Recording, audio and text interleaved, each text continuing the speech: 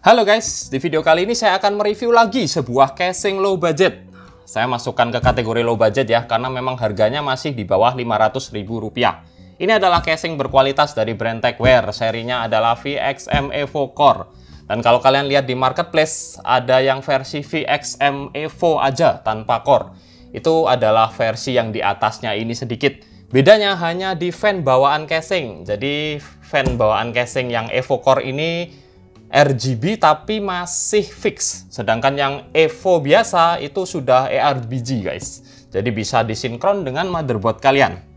Oke, untuk spesifikasinya sendiri kalian bisa baca di bagian samping boxnya ini ya. Dia udah ada support dan clearance nih yang biasanya kalian tanya-tanyakan.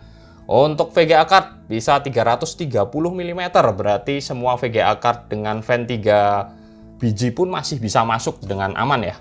Untuk CPU cooler juga maksimumnya cukup tinggi di 157 mm, dan power supply length-nya juga di sini tertulis nih 160 mm maksimum. Oke, jadi langsung aja kita unboxing dan kita review singkat.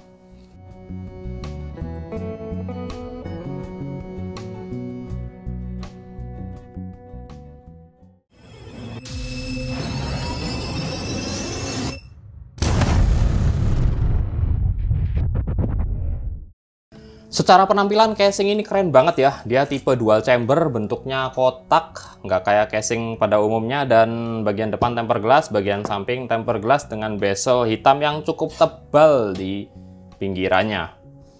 Dan uniknya untuk casing ini, cara membuka bagian tempered glass samping ini adalah cukup dengan menarik bagian atasnya ini guys. Jadi ini ada semacam knob begini, kalian tarik keluar dan dia akan terlepas. Jadi dia ada model cantolannya begini ya. Ada semacam pengait dan di sini ada tonjolannya. Untuk bagian bawahnya tinggal kita angkat aja kalau kita udah tarik bagian atas.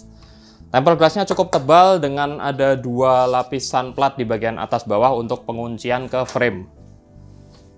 Nah, bagian dalamnya kalian udah bisa lihat, ini dia support Mobo MATX dengan 4 PCI expansion slot, dan sayangnya sih kalau kalian pakai Mobo MATX yang ukurannya full 24x24, nanti akan saya tampilkan juga ya di video, itu bakalan mentok sampai ke sini guys. Jadi kalian harus menambahkan plat yang agak sedikit menghalangi fan. Terlihat aneh begitu ya. Sebenarnya bisa dipanjangkan sedikit lagi supaya kalau kita pasang Mobo MATX yang full, nggak seperti ini, kita nggak harus menambahkan plat yang menutupi fan. Tapi kalau kalian pakai Mobo MATX yang ukurannya standar, yang 2 slot RAM, yang model kecil-kecil lah, Mobo-Mobo kekinian yang OEM Cina, itu bakalan tetap bisa masuk ke sini tanpa harus menambahkan plat yang di samping ini. Oke, sedangkan untuk jalur kabel, di sini jalur kabelnya agak tersembunyi. Ada di balik plat ini, jadi kalau kalian masang Mobo MATX yang ukuran standar, harus diselipkan di sini, agak menyusahkan. Sedangkan bagian bawah juga ada 2 lubang untuk front panel nih biasanya. Dan di bagian atas juga ada lubang untuk CPU EPS, I/O water cooling, dan lain-lain. Soal dudukan fan, casing ini punya 6 dudukan fan di bagian bawah, atas, samping, dan 1 di belakang. Dan ini udah pre-installed ya, seperti yang tadi saya udah bilang.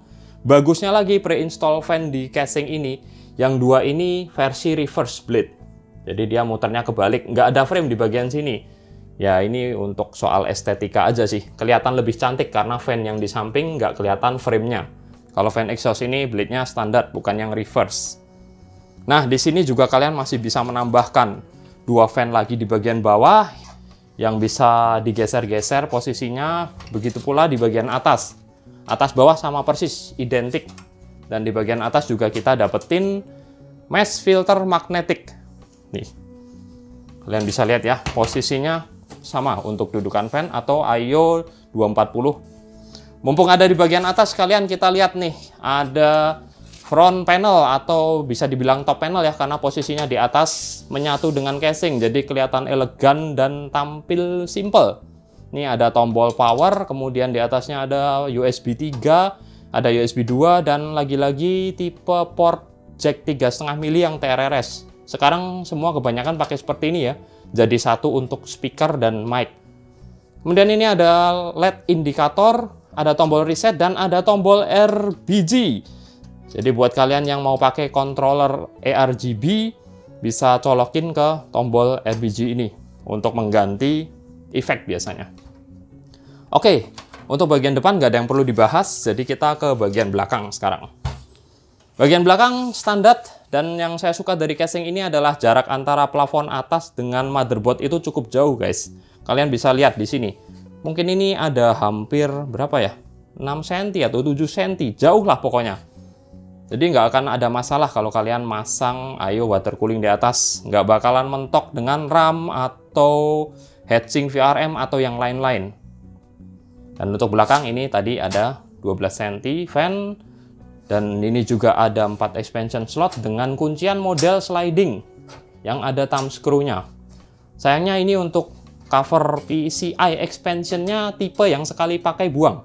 Jadi kalau kalian udah copot, ya udah nggak bisa dipasang lagi. Bukan yang removable. Nah, sekarang kita akan lanjut ke bagian bawah. Di bagian bawah ini kelihatan keren juga ya guys. Ini nggak lazim nih untuk casing-casing biasanya. Dia punya dust filter yang cukup besar, model sliding. Dan ini nggak main-main ya, plastiknya juga cukup tebel, meshnya juga oke. Dan ditambah lagi ada kaki-kaki yang cukup tinggi berbahan plastik dengan lapisan karet EVA foam di setiap sudutnya. Oke banget lah. Sekarang kita lanjut ke bagian kabel manajemen. Dan di cover sampingnya ini ada 2 lubang untuk airflow intake. Yang satu untuk power supply, yang satu tentu saja untuk fan yang ada di sebelah motherboard tadi ya. Untuk membukanya kita pakai 2 thumb screw, dan bahkan tagware ini detailnya diperhitungkan juga. Thumb screw-nya ini nggak asal thumb screw metal beradu dengan metal ya. Dia ngasih semacam washer atau ring dari karet. Ini detail yang nice nih, yang nggak ada di casing-casing low budget. Nah, untuk bagian kabel manajemen di sini, oh ya ini kita dapetin apa nih? Kabel tis warna hitam, nggak tahu berapa jumlahnya, dan kabel baut untuk merakit PC. Udah itu aja. Dan soal kabel manajemen, kalau kita lihat sekilas memang kelihatan luas ya. Padahal sebenarnya nggak luas-luas banget, kecuali kalau kalian mau ngeluarin kabelnya ke posisi sini yang bakalan mengganggu airflow juga. Jadi paling nggak kalian harus simpen kabelnya. Ini kan power supply nih di sini. Kalian simpen kabelnya di bagian atas. Tapi kalau kalian simpen kabel di bagian atas juga bakalan mengganggu storage kalau kalian menaruh atau menginstall banyak storage di sini. Ini ada dudukan storage untuk hard disk dan SSD, ada beberapa lubang opsi yang bisa kalian pasang di sini di bagian dalam, dan di bagian luarnya juga mungkin bisa sih. Tapi kita harus copot dulu bracketnya ini. Ada 4 baut untuk nyopot bracket samping, baru kita pasang di bagian dalam. Secara space cable management sih saya rasa udah cukup lah buat motherboard low budget dan power supply low budget yang biasanya kabelnya nggak terlalu butuh banyak dan nggak terlalu tebel. Nah, untuk kabel front panelnya sendiri ini all black flat cable, ada USB 3, kemudian standar ya front panel, HD audio, USB 2 depan, dan tadi ada tombol RGB. Sedangkan ini kabel yang di sini adalah kabel molek. Untuk fan tadi, jadi fan bawaan casing ini dia pakai kabel molek karena memang bukan tipe yang RGB ya, dia yang fix. Sorry, bukan ARGB tapi RGB biasa yang fix. Oke, mungkin udah nggak ada lagi yang bisa dibahas. Kalian bisa lihat sendiri dan bayangkan kalau kalian kira-kira merakit dengan casing ini seperti apa. Yang jelas penampilannya cantik dan build quality-nya sih oke lah ya. Bagus walaupun platnya tergolong agak tipis menurut saya. Tapi masih wajar karena harganya memang murah. Nah, sekarang kita coba lihat nyala fan RGB-nya seperti apa. Oke, seperti ini guys. Biasa aja sih. Tapi yang jelas ini fan bawaan casingnya cukup berkualitas ya. Silent dan lumayan kenceng. Config-nya 2 intake 1 exhaust, sudah cukup lah buat setup airflow positif. FYI kaca bagian depannya ini pun bisa dicopot ya. Cukup dengan mengendorkan 1 buah baut di samping.